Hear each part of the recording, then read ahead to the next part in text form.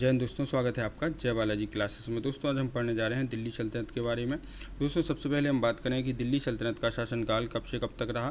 तो दोस्तों दिल्ली सल्तनत का शासनकाल 1206 ईस्वी से 1526 ईस्वी तक रहा। अर्थात दोस्तों दिल्ली सल्तनत के सुल्तानों ने कुल 320 वर्षों तक शासन किया। इसके पश्चात हम बात करें दोस्तों कि दिल्ली सल्तनत का संस्थापक तथा पहला शासक कौन था। तो दोस्तों कुतुबुद्दीन ऐबक जो है वह दिल्ली सल्तनत का संस्थापक तथा पहला शासक था। लेकिन दोस्तों यदि क्वेश्चन आता है कि दिल्ली सल्तनत का वास्तविक संस्थापक कौन था, तो कौन था दोस्तों, इल्तुतमिश था। तो आइए दोस्तों देख लेते हैं कि दिल्ली सल्तनत का जो शासनकाल है वह 1206 ईस्वी से 1526 ईस्वी तक था। अर्थात दोस्तों दिल्ली सल्तनत के सुल्तानों ने कुल 320 वर्षों तक शासन किया। इसके पश्चात बात करें दोस्तों, कुतुबुद्दीन ऐबक जो है वह दिल्ली सल्तनत का संस्थापक तथा पहला शासक था। लेकिन दोस्तों यदि क्वेश्चन आता है कि दिल्ली सल्तनत का वास्तविक संस्थापक कौन था, तो कौन था दोस्तों, इल्तुतमिश था।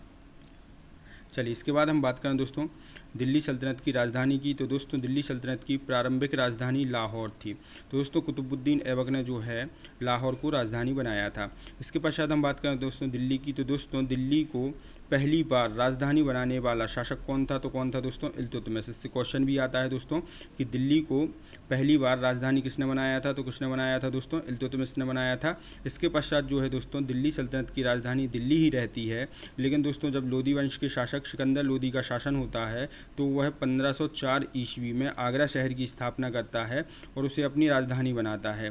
लेकिन दोस्तों यहाँ पर जानने योग्य बात एक और है कि सिकंदर लोदी के शासनकाल में दिल्ली और आगरा दोनों जगह पर राजधानी थी। यहाँ पर हमने लिख भी दिया है। तो आइए दोस्तों देख लेते हैं कि आगरा शहर की स्थापना लोदी वंश के शासक सिकंदर लोदी ने 1504 ईस्वी में की तथा इसको राजधानी बनाया। लेकिन दोस्तों इसके शासनकाल में जो है दिल्ली और आगरा दोनों जगह राजधानी थी। ठीक, चलिए इसके बाद हम बात करें दोस्तों कि दिल्ली सल्तनत का प्रारंभ किस वंश से होता है और दिल्ली सल्तनत का अंत किस वंश से होता है। तो दोस्तों दिल्ली सल्तनत का जो प्रारंभ है वह गुलाम वंश से होता है तथा दिल्ली सल्तनत का जो अंत है दोस्तों वह लोदी वंश से होता है। ठीक, चलिए इसके बाद हम बात करें दोस्तों कि दिल्ली सल्तनत के अंतर्गत 5 वंशों ने कुल मिलाकर कितने वर्षों तक शासन किया है। तो दोस्तों दिल्ली सल्तनत के अंतर्गत 5 वंशों ने कुल 320 वर्षों तक शासन किया है। आइए दोस्तों इन वंशों को हम देख लेते हैं क्रम बाई क्रम थोड़ा थोड़ा यहाँ पर इस वीडियो में। तो दोस्तों सबसे पहले हम बात करें गुलाम वंश की।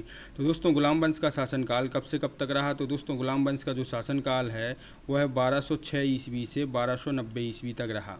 दोस्तों इस वंश के अंतर्गत जो है 11 शासकों ने कुल कितने वर्षों तक शासन किया है। तो दोस्तों इस वंश के अंतर्गत 11 शासकों ने कुल 84 वर्षों तक शासन किया। अब दोस्तों बात करें गुलाम वंश का संस्थापक कौन है। तो दोस्तों गुलाम वंश का संस्थापक कुतुबुद्दीन ऐबक है। ठीक, चलिए इसके बाद हम बात करें दोस्तों खिलजी वंश की। तो दोस्तों खिलजी वंश का शासनकाल कब से कब तक रहा। तो दोस्तों खिलजी वंश का जो शासनकाल है 1290 ईस्वी से 1320 ईस्वी तक रहा। इसके बाद हम बात करें दोस्तों तो इस वंश के अंतर्गत 4 शासकों ने कुल कितने वर्षों तक शासन किया है। तो दोस्तों कुल 30 वर्षों तक शासन किया है। इसके पश्चात हम बात करें दोस्तों कि खिलजी वंश का संस्थापक कौन है। तो दोस्तों खिलजी वंश का संस्थापक जलालुद्दीन फिरोज खिलजी है। इसके बाद दोस्तों इस वंश से एक क्वेश्चन और बनता है कि दिल्ली सल्तनत का वह कौन सा वंश है जिसने सबसे कम समय तक शासन किया है। तो दोस्तों वह वंश कौन सा है, खिलजी वंश। यहाँ पर हमने लिख भी दिया है यह, अर्थात खिलजी वंश जो है दिल्ली सल्तनत में सबसे कम समय तक शासन करने वाला राजवंश है। इसने कुल कितने वर्षों तक शासन किया था। तो दोस्तों इसने जो है कुल 30 वर्षों तक शासन किया था। इसके पश्चात हम बात करें दोस्तों तुगलक वंश की। तो दोस्तों तुगलक वंश का शासनकाल कब से कब तक रहा। तो दोस्तों तुगलक वंश का शासनकाल 1320 ईस्वी से 1414 ईस्वी तक रहा। इसके पश्चात हम बात करें दोस्तों कि इस वंश के अंतर्गत जो है 8 शासकों ने कुल कितने वर्षों तक शासन किया है। तो दोस्तों कुल 94 वर्षों तक शासन किया है।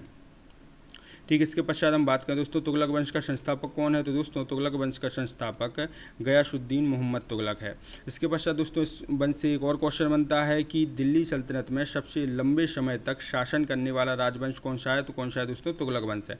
हमने यहाँ पर लिख भी दिया है कि यह अर्थात तुगलक वंश जो है दिल्ली सल्तनत में सबसे लंबे समय तक शासन करने वाला राजवंश है। इसने कुल कितने वर्षों तक शासन किया इस वंश ने। तो दोस्तों इस वंश ने कुल 94 वर्षों तक शासन किया है। इसके पश्चात हम बात करें दोस्तों सैयद वंश की। तो दोस्तों सैयद वंश का शासनकाल कब से कब तक माना गया है। तो दोस्तों सैयद वंश का शासनकाल 1414 ईस्वी से 1451 ईस्वी तक रहा। इसके बाद हम बात करें दोस्तों कि इस वंश के अंतर्गत 4 शासकों ने कुल कितने वर्षों तक शासन किया है। तो दोस्तों कुल 37 वर्षों तक शासन किया है। सैयद वंश का संस्थापक कौन था? तो दोस्तों सैयद वंश का जो संस्थापक है वो खिज्र खां था। कौन था? खिज्र खां। ठीक, इसके बाद हम बात करें दोस्तों लोधी वंश की। तो दोस्तों लोधी वंश का शासनकाल कब से कब तक रहा है? तो दोस्तों लोधी वंश का जो शासनकाल है वह 1451 ईस्वी से 1526 ईस्वी तक रहा। इसके बाद हम बात करें दोस्तों कि इस वंश के अंतर्गत 3 शासकों ने कुल कितने वर्षों तक शासन किया है? तो दोस्तों इस वंश के अंतर्गत 3 शासकों ने कुल 75 वर्षों तक शासन किया है। ठीक, इसके बाद हम बात करें दोस्तों कि लोधी वंश का संस्थापक कौन है? तो दोस्तों लोधी वंश का संस्थापक बहलोल लोधी है। ठीक, चलिए इसके बाद हम बात करें दोस्तों, थोड़ी सी और बात कर लेते हैं दिल्ली सल्तनत की कि दिल्ली सल्तनत की स्थापना किस युद्ध के परिणाम स्वरूप हुई थी? तो दोस्तों दिल्ली सल्तनत की स्थापना जो है तराइन के द्वितीय युद्ध के परिणाम स्वरूप हुई थी। जबकि दोस्तों मुगल वंश की स्थापना किस युद्ध के परिणाम स्वरूप हुई थी? तो दोस्तों मुगल वंश की स्थापना पानीपत के युद्ध के परिणाम स्वरूप हुई थी। तो आइए दोस्तों देख लेते हैं कि दिल्ली सल्तनत की स्थापना जो है तराइन के द्वितीय युद्ध के परिणाम स्वरूप हुई थी। तो दोस्तों तराइन का द्वितीय युद्ध कब हुआ था? तो दोस्तों तराइन का द्वितीय युद्ध 1192 ईस्वी में हुआ था। और किस किस के मध्य हुआ था? तो तराइन का द्वितीय युद्ध दोस्तों मोहम्मद गौरी और पृथ्वीराज चौहान तृतीय के मध्य हुआ था, जिसमें जो है दोस्तों मोहम्मद गौरी की जीत हुई थी। जबकि दोस्तों मुगल वंश की स्थापना जो है पानीपत के युद्ध के परिणाम स्वरूप हुई थी। अब दोस्तों पानीपत का युद्ध कब हुआ था? तो दोस्तों पानीपत का युद्ध 1526 ईस्वी में हुआ था। यह युद्ध किस किस के मध्य हुआ था? तो दोस्तों यह युद्ध बाबर और लोधी वंश के अंतिम शासक इब्राहिम लोधी के मध्य हुआ था। इस युद्ध में जो है दोस्तों बाबर की जीत हुई थी तथा इब्राहिम लोधी की हार हुई थी। ठीक, चलिए इसके बाद हम बात करें दोस्तों कि दिल्ली सल्तनत के सुल्तानों को क्या कहना ज़्यादा तर्कसंगत है? तो दोस्तों दिल्ली के सुल्तानों को प्रारंभिक तुर्क या आदि तुर्क सुल्तान कहना ज़्यादा तर्कसंगत है। ठीक, चलिए इसके बाद हम बात करें दोस्तों दिल्ली सल्तनत का ऐतिहासिक वर्णन करने वाले प्रमुख ग्रंथ कौन कौन से हैं? तो आइए दोस्तों देख लेते हैं दिल्ली सल्तनत का ऐतिहासिक वर्णन करने वाले प्रमुख ग्रंथ कौन कौन से हैं। सबसे पहले हम बात करें दोस्तों तबकात-ए-नासरी की।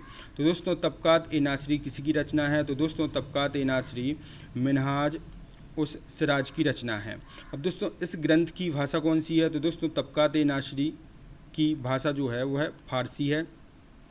इसके बाद हम बात करें दोस्तों इस ग्रंथ में जो है मोहम्मद गौरी से लेकर नसरुद्दीन महमूद तक के शासनकाल की जानकारी प्राप्त होती है। तो दोस्तों यहाँ पर हमने लिख भी दिया है कि इसमें जो है मोहम्मद गौरी से लेकर नसरुद्दीन महमूद तक के शासनकाल की जानकारी प्रदान की गई है।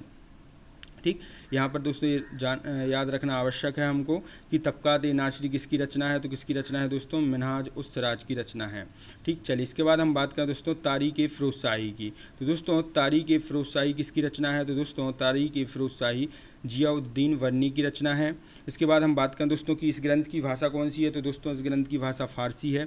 इसके बाद हम बात करें दोस्तों इस ग्रंथ में जो है 1239 ईस्वी से लेकर 1339 ईस्वी तक के मध्य की इतिहास की जानकारी प्रदान की गई है। तो आइए दोस्तों देख लेते हैं कि इसकी भाषा कौन सी है। इस ग्रंथ की फारसी है।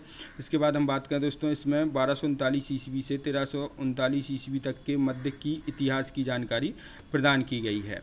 ठीक, चलिए इसके बाद हम बात करें दोस्तों ताजुल मासिर की। तो दोस्तों ताजुल मासिर किसकी रचना है? तो किसकी रचना है दोस्तों? हसन निजामी की रचना है। इसकी भाषा कौन सी है? तो दोस्तों इस ग्रंथ की भाषा फारसी है। इसके बाद हम बात करें दोस्तों इस ग्रंथ में जो है दिल्ली सल्तनत से संबंधित महत्वपूर्ण तथ्यों की जानकारी प्रदान की गई है। तो आइए दोस्तों देख लेते हैं कि इस ग्रंथ की भाषा जो है फारसी है। इस ग्रंथ में जो है दोस्तों दिल्ली सल्तनत से संबंधित महत्वपूर्ण तथ्यों की जानकारी प्रदान की गई है। चलिए इसके बाद बात करें दोस्तों नेक्स्ट ग्रंथ की। तो दोस्तों रहला किसकी रचना है? तो दोस्तों रहला जो है इब्न बतूता की रचना है। इसकी भाषा कौन सी है? तो दोस्तों इसकी भाषा अरबी है। और दोस्तों इस ग्रंथ में जो है भारत की राजनीतिक, सामाजिक तथा सांस्कृतिक स्थिति का वर्णन किया गया है। तो आइए दोस्तों देख लेते हैं कि रहला ग्रंथ की जो भाषा है वो कौन सी है? तो कौन सी है दोस्तों? अरबी है। इसके बाद हम बात करें दोस्तों इसमें भारत की राजनीतिक, सामाजिक तथा सांस्कृतिक स्थिति का वर्णन किया गया है। ठीक, चलिए इसके बाद देखें दोस्तों खजाइनुल फुतूह। तो दोस्तों खजाइनुल फुतूह किसकी रचना है? तो किसकी रचना है दोस्तों? अमीर खुसरो की रचना है। अब दोस्तों इस ग्रंथ में जो है अलाउद्दीन खिलजी के शासनकाल की महत्वपूर्ण जानकारी मिलती है। तो वहाँ पर हमने लिख भी दिया है दोस्तों कि इसमें अलाउद्दीन खिलजी के शासनकाल की महत्वपूर्ण जानकारी मिलती है। तो दोस्तों ये हो गए हमारे दिल्ली सल्तनत का ऐतिहासिक वर्णन करने वाले प्रमुख ग्रंथ। इसके बाद थोड़ी सी अमीर खुसरो की बात और कर लेते हैं दोस्तों कि किसे तूती-ए-हिंद कहा जाता है। तो दोस्तों अमीर खुसरो को ही तूती-ए-हिंद कहा जाता है। इसके बाद हम बात करें दोस्तों सितार व तबला का आविष्कार किसने किया है? तो किसने किया है दोस्तों? अमीर खुसरो ने किया है। इसके बाद बात करें हम दोस्तों कि अमीर खुसरो जो हैं इन्होंने बलबन से लेकर मोहम्मद बिन तुगलक तक के शासनकाल को देखा है। तो दोस्तों यहाँ पर हमने लिखा भी है कि अमीर खुसरो ने जो है बलबन से लेकर मोहम्मद बिन तुगलक तक के दिल्ली दरबार की शोभा बने रहे हैं। तो आइए दोस्तों देख लेते हैं कि अमीर खुसरो को तूतीए हिंद कहा जाता है। इसके बाद हम बात करें दोस्तों अमीर खुसरो ने सितार व तबला का आविष्कार किया है। इसके बाद हम बात करें दोस्तों अमीर खुसरो जो हैं बलबन से लेकर मोहम्मद बिन तुगलक तक के दिल्ली दरबार की शोभा बने रहे। अर्थात दोस्तों अमीर खुसरो ने जो है बलबन से लेकर मोहम्मद बिन तुगलक तक के शासनकाल को देखा है। ठीक है दोस्तों, तो ये हो गया हमारे दिल्ली सल्तनत की स्थापना से संबंधित कुछ फैक्ट। दोस्तों नेक्स्ट वीडियो में हम पढ़ेंगे गुलाम वंश के बारे में। तो दोस्तों यदि आपको हमारे पढ़ाने के तरीके अच्छा लगता है तो हमारे चैनल को सब्सक्राइब करें, शेयर करें और हमारे वीडियो को लाइक और कमेंट करना ना भूलें।